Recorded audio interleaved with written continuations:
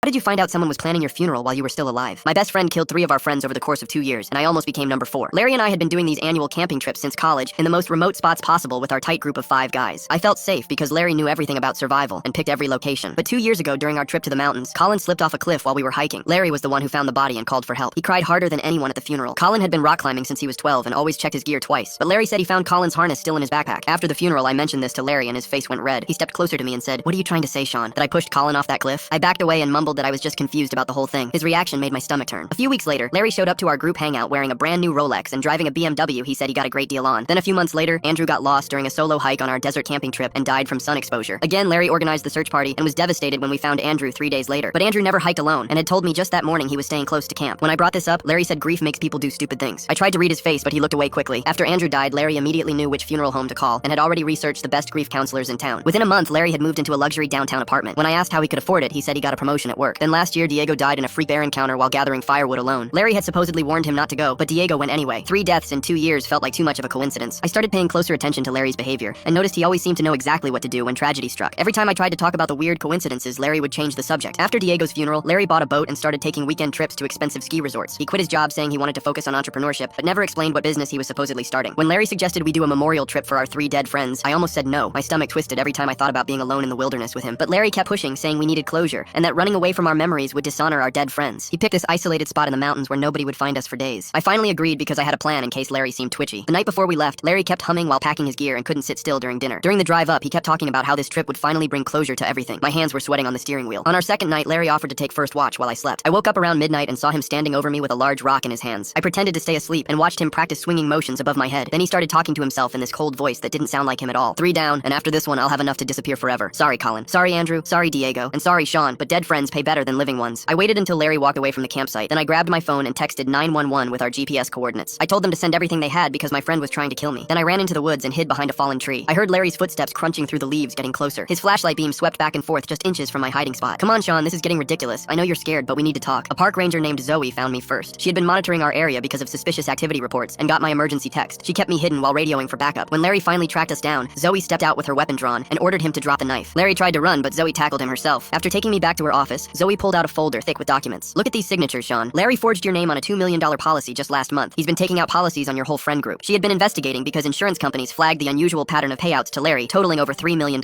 After that, Zoe became my closest friend, and I'm never going camping ever again.